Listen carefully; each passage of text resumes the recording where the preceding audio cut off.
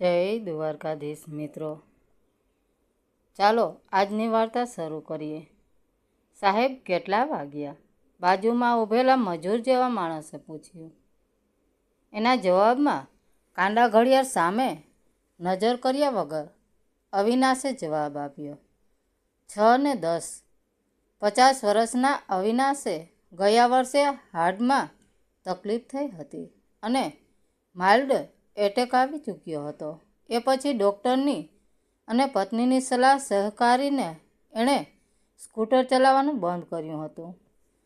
6 વાગ્યે ઓફિસ છૂટે કે તરત સીધો આવીને એ આ બસ સ્ટોપના બાકડા ઉપર બેસી જતો હતો. બાકડા ઉપર એના સિવાય ખાસ કોઈ બેસતું નહીં. ઊભા રહેવાથી જાણે બસ વહેલી આવી જવાની હોય એમ લોકો ઊભા રહીને પ્રતીક્ષા કરતા. અવિનાશની બસ લગભગ 6:45ની વચ્ચે આવતી હતી એટલે એ આરામથી બેસીને કોઈક મેગેઝિન વાંચતો. પાસે મેગેઝિન ન હોય ત્યારે ઊભેલા બધા લોકોનું નિરીક્ષણ કરતો. છેક બપોર સુધી જવાનું હોવાથી ઓફિસમાંથી નીકળતી વખતે ઠંડા પાણીની બોટલ એ ભરી લેતો. આ રીતે બેસીને રસ્તા ઉપરનો ટ્રાફિક અને આવનાર લોકોના નિરીક્ષણમાં મજા આવતી હતી. છેલ્લા 4 દિવસથી એક નવી ઘટના એ જોતો હતો.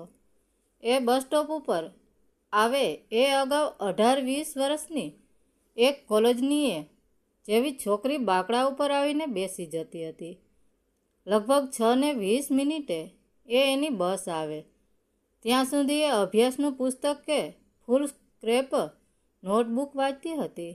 પીઠ પાછળ રહે એવા થેલામાંથી એણે 3-4 નોટબુકો એણે બાજુ પર મૂકી હતી. હાથમાં ઇકોનોમિક્સનું પુસ્તક પકડીને એ એકાગ્રતાથી વાંચતી હતી. આજુબાજુ ઊભેલા માણસો અને રોડ ઉપરના ટ્રાફિકથી તદ્દન અલ્પિત બનીને એ પોતાના અભ્યાસમાં પરોવાઈ રહેતી હતી. બાકડાના બીજા છેડે બેસીને અવિનાશ એનું નિરીક્ષણ કરી રહ્યો હતો. અચાનક બસ આવી એટલે એ છોકરી ચમકીને ઊભી થઈ ગઈ. એના ચહેરા પર રઘવાટ હતો. થેલામાં પુસ્તકો અને નોટબુકો ભરતી વખતે પણ એની નજર બસ સામે હતી. પ્લીઝ, એણે કંડક્ટર સામે જોઈને બૂમ પાડી. બસ ચાલુ થઈ ગઈ હતી. દોડીને થેલો પકડીને એ ચાલુ બસે લટકી ગઈ. એ છોકરી રઘવાટ અને ઉતાવળમાં એક ચોપડો બાકડા ઉપર ભૂલી ગઈ હતી. કાલે એ બિચારી આવશે ત્યારે આપી દઈશ એમ વિચારીને અવિનાશે એ નોટબુક પોતાના થેલામાં મૂકી દીધી. દીકરી પરણીને સાસરે હતી અને દીકરો અમેરિકામાં ભણતો હતો એટલે ફ્લેટમાં અવિનાશ અને ઈલા એકલા હતા. ઘરે પહોંચીને અવિનાશે જિજ્ઞાસા વંશ એ નોટબુકના પાના ફેરવ્યા. પહેલા પાના ઉપર કલાત્મક રીતે એ છોકરીએ એનું નામ લખ્યું હતું, ભૂમિકા.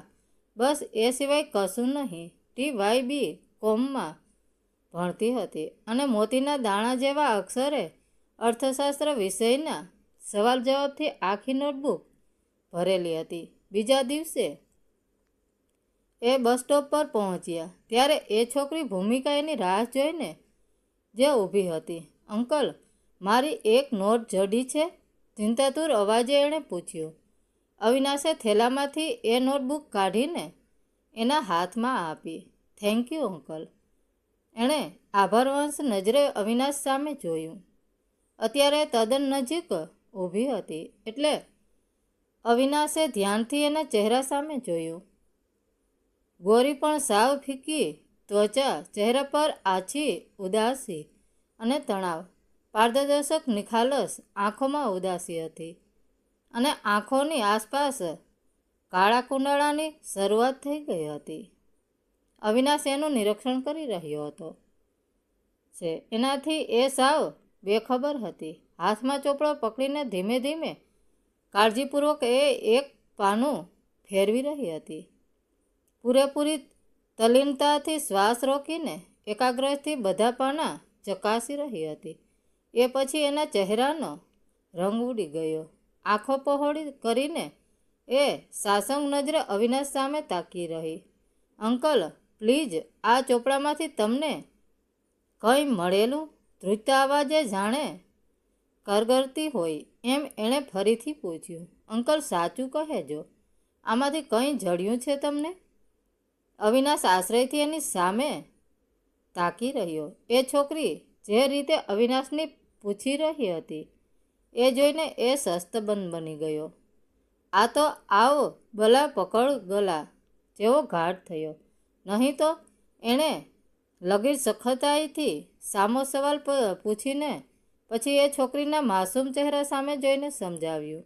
જો બેટા, બસ પકડવાની ઉતાવળમાં તું આ નોટ ભૂલી ગઈ. મેં એને ઉઠાવીને મારા થેલામાં મૂકી. એમાંથી કંઈ આડું અવળું નથી થયું, એ મારી ગેરંટી. સહેજ અટકીને એણે ઉમેર્યું. તારી નોટબુકમાંથી કોઈ કાગળ કાઢવાની મારે શું જરૂર? ચિંતાતુર ચહેરે ભૂમિકા હજુ અવિનાશથી એની સામે તાકી રહી હતી. જાણે હાથમાં જ રડી પડશે, હમણાં જ રડી પડશે એવો ગભરું ચહેરો જોઈને અવિનાશે સહાનુભૂતિથી પૂછ્યું. શું હતું અંદર? કોઈ અગત્યનો કાગળ હતો? કાગળ ન હતો. આટલો કહીને એ અટકી. આગળ કંઈ બોલવું કે નહીં એની તીંદ્રા એના નમણા ચહેરા ઉપર તરવરી હતી. સામે ઊભેલા અવિનાશના ચહેરા ઉપર ઝળહળતી નિખાલસતા અને ખાનદાની પારખીને એનેય ન વિશ્વાસ બેઠો.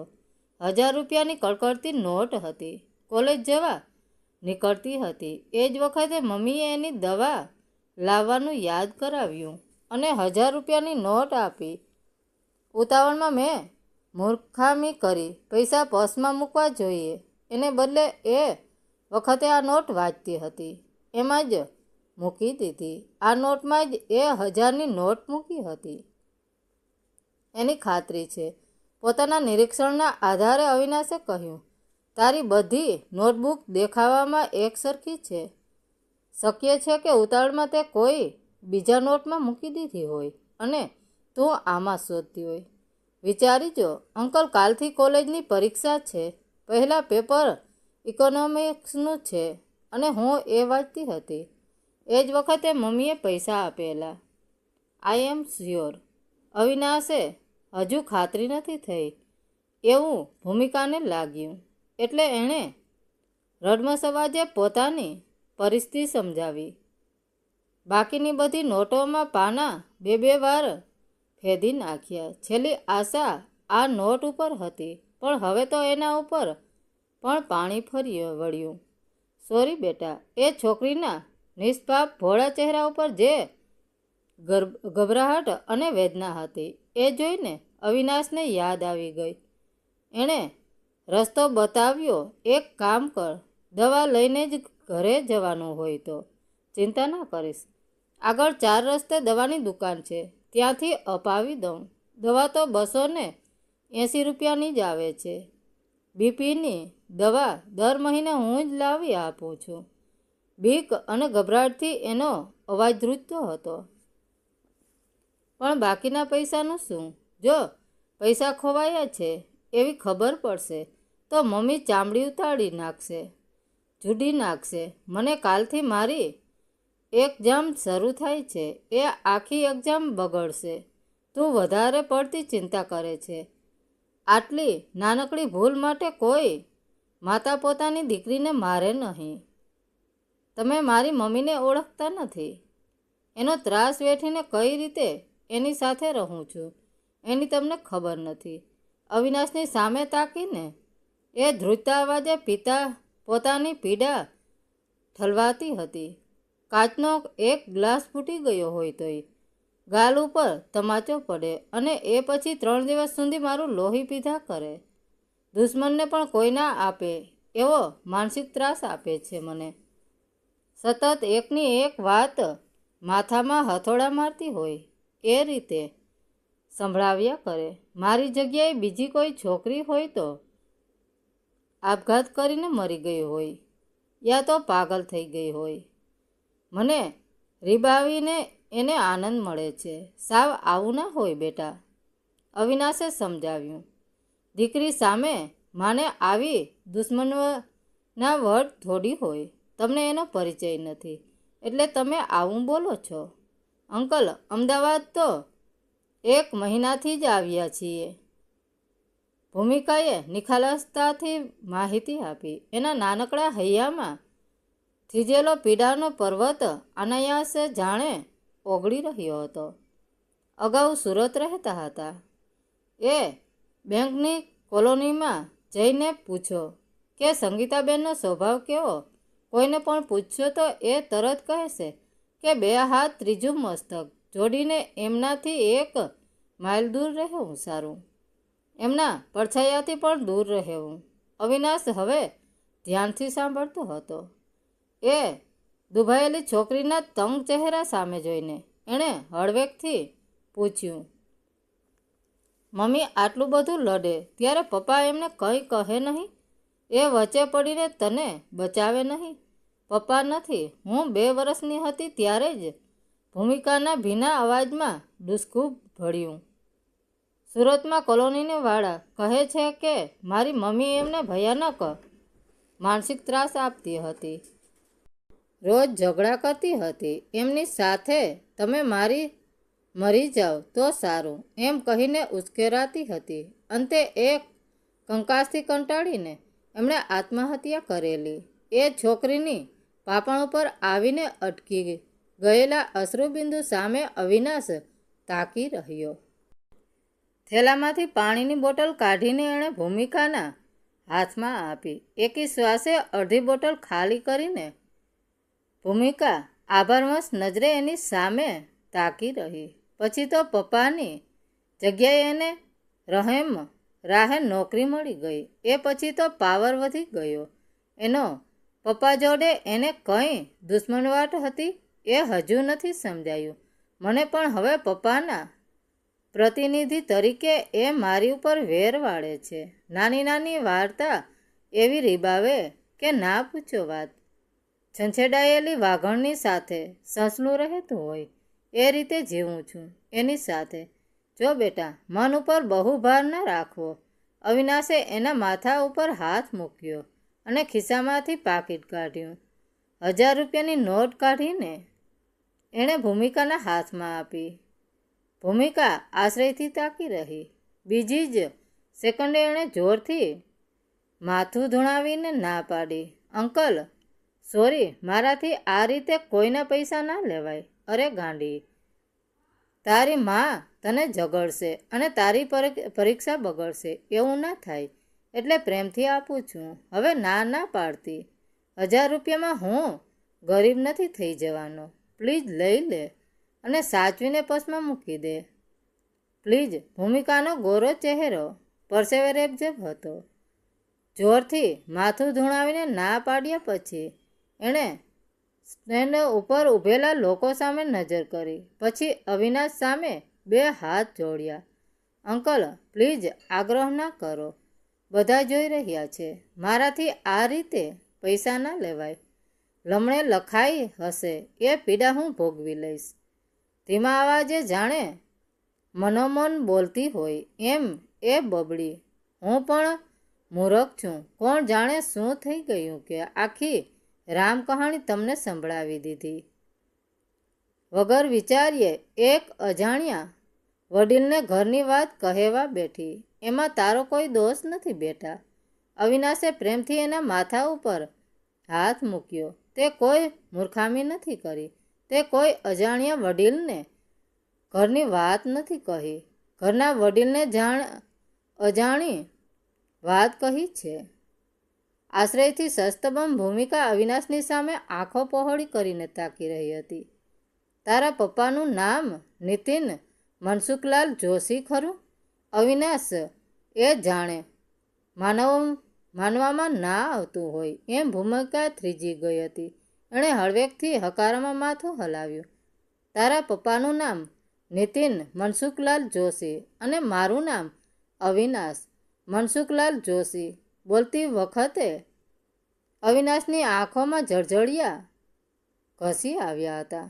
નીતિન, તારા પપ્પા મારાથી 2 વર્ષ નાનો, સાવ ભોળિયો અને ગભરું સ્વભાવ. પિક્ચરમાં કરુણ સીન આવે ત્યારે આંખ ભીની થઈ જાય એવો લાગણીશીલ. સંગીતા માટે એનું માગવું આવ્યું ત્યારે અમે બધાએ ના પાડેલી. આખી જ્ઞાતિમાં સંગીતાના ફેમિલીની છાપ ઝઘડાળુ તરીકેની વડીલ જાણકારોએ પણ કહ્યું કે નીતિનની જિંદગી બરબાદ થઈ જશે એવી છોકરી છે. એ છતાં એક જ મુલાકાતમાં સંગીતાએ નીતિનને પઢેલો પોપટ બનાવી લીધો. અમારા બધાની મરજી વિરુદ્ધ એણે જાતે સંગીતા સાથે લગ્ન કરી લીધા. અમે 2 જ ભાઈઓ હતા. લગ્ન પછી તરત એ અને સંગીતા ઘેર આવ્યા. ઝઘડો કરીને એનો ભાગ લઈને છૂટો થઈ ગયો. મિલકત માટેનો ઝઘડો કરાવવામાં પણ સંગીતાનો જ દોરી સંચાર. ભૂમિકા ભીની આંખે સાંભળતી હતી. અવિનાશ યાદ કરીને બોલતો હતો. હાથે કરીને પગ ઉપર કુહાડો માર્યો. પછી એ પસ્તાવો હશે. સંગીતાનું અસલી રૂપ જોયા પછી એના ત્રાસથી મનમાં ને મનમાં રીબાતો હશે. અમારી સાથે એ રીતે ઝઘડો કરીને ગયો હતો કે અમારી પાસે આવતા પગ નહીં ઉપડ્યો હોય. પારાવાર પીડાથી અંદર ને અંદર વલોવાતો હશે. એણે આપઘાત કર્યો એ પછી અમે સુરત આવીને તારે ત્યાં 3-4 કલાક રોકાયા હતા. બસ એ પછી અમે એ દિવસમાં જોયું પણ નથી. અવિનાશે ભૂમિકાના માસૂમ ચહેરા સામે જોયું. 3-4 દિવસથી તને જોતો હતો ત્યારે કોણ જાણે કેમ વારે ઘડીએ તારી આંખો સામે જ મારી નજર અટકી જતી હતી. નીતિનની ગાય જેવી ભોળી આંખો જ તને વારસામાં મળી છે દીકરી. તું અમારું જ લોહી છે બેટા. અને એટલે જ મારી પાસે હૈયું ખોલવાનું ઈશ્વરે તને સુજાડ્યું. અવિનાશે વહાલથી બંને હાથ ભૂમિકાના માથા ઉપર મૂક્યા. હવે તો તારે કશું બોલવાનું નથી.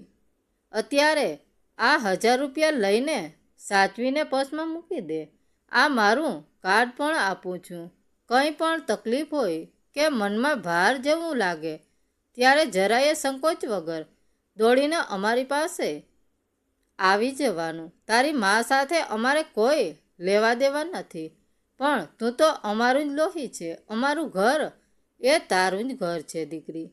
કાયમ માટે આવવું હોય તો પણ તારો અધિકાર છે. અમારા આંગણે 50 વર્ષનો પુરુષ ભીની આંખે બોલતો હતો. 20 વર્ષની છોકરી રડતી રડતી સાંભળતી હતી. આ દ્રશ્ય જોઈને બસ સ્ટોપ પર ઊભેલા બીજા માણસો પણ આશ્ચર્યથી એમની સામે તાકી રહ્યા હતા. મિત્રો, વાર્તા કેવી લાગી? સારી લાગી હોય તો કોમેન્ટ કરીને જરૂર જણાવજો. ધન્યવાદ મિત્રો. રાધે રાધે. જય દ્વારકાધીશ.